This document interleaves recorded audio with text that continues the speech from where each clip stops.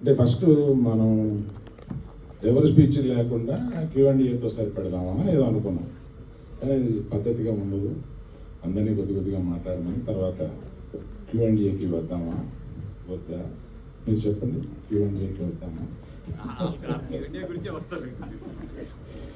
So ఇవాళ Q&Aలో మీకు చాలా ఇంపార్టెంట్ క్వశ్చన్ ఒకటి ఈ మధ్య 2-3-4 రోజులుగా మెలుగుతున్నది. ఒక క్వశ్చన్ ఉంది, బన్నీవాసు గారు ఎక్కడ ఏమయ్యారు గీతాక్షులు వగైరా వీటిలో.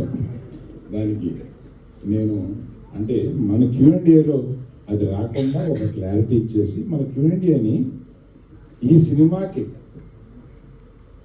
మాత్రం పరిమితం అయ్యేలాగా చూద్దామని నేను ప్రపోజ్ చేస్తూ, వాసుదా